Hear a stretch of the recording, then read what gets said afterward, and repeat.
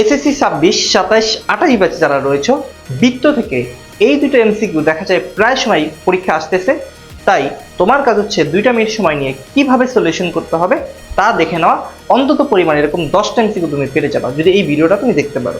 তো চলো, প্রথমত দেখো কি রয়েছে। 3 সেন্টিমিটার ব্যাসার্ধ বিশিষ্ট বৃত্তের কেন্দ্র থেকে 2 সেন্টিমিটার দূরবর্তী জ্যায়ের দৈর্ঘ্য কত? তো ঘটনাটা যখন বলেছে একটু বুঝো ভালো করে। 3 সেন্টিমিটার ব্যাসার্ধ, তার মানে আর এর মান বলে দিয়েছে।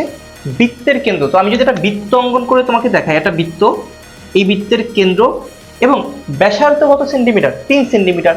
তো সাপোজ, এবং একটা বলেছে জ্যায়ের কথা, তো আমি এটা জ্যা ধরে নিলাম, আমি ডিটেলসলি বুঝাই দিচ্ছি। এবং ব্যাসার্ধ যদি আমি এরকম কল্পনা করি, ওকে ফাইন।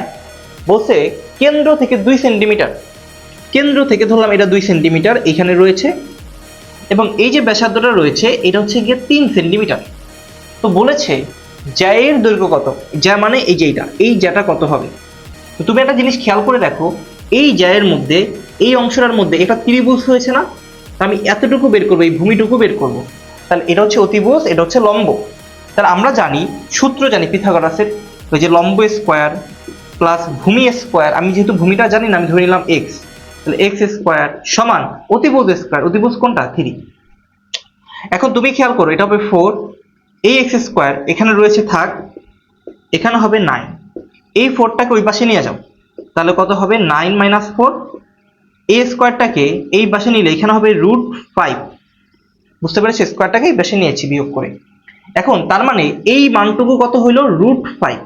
তাহলে এখানে এই যে এটা তো অর্ধেক, তাহলে এখানে আরো রয়েছে না, এটাও কি √5। তাহলে দুইটা √5 মিলে হবে 2√5। তাহলে আমরা জ্যায়ের দৈর্ঘ্যটা পেলাম 2√5 সেন্টিমিটার। ওকে, কেমন লাগলো?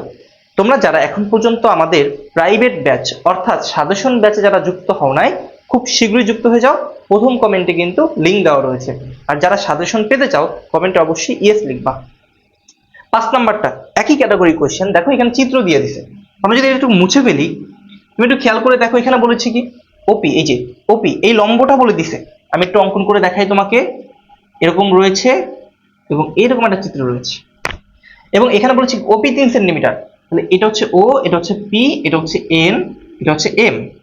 এটা যদি 3 সেন্টিমিটার হয়, হচ্ছে এম এর 8 সেন্টিমিটার। এই পুরাটা হচ্ছে 8। তাহলে এইখান থেকে এতটুকু কত হবে? 4। এখন তোমাকে বলেছে ওএন কত, মানে অতিভুজটা বের করতে বলতে পারবা না? বলো তো, অবশ্যই কমেন্ট করে অ্যান্সারটা জানাই দিও।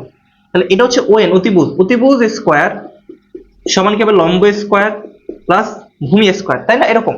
তো তুমি একটা জিনিস ভালো করে খেয়াল রাখো, একটা 3 একটা 4 হলে একটা কত হবে? 5 হবে। অলওয়েজ মনে রাখো, একটা 3 একটা 4 হলে অপরটা কত হবে? 5 হবে।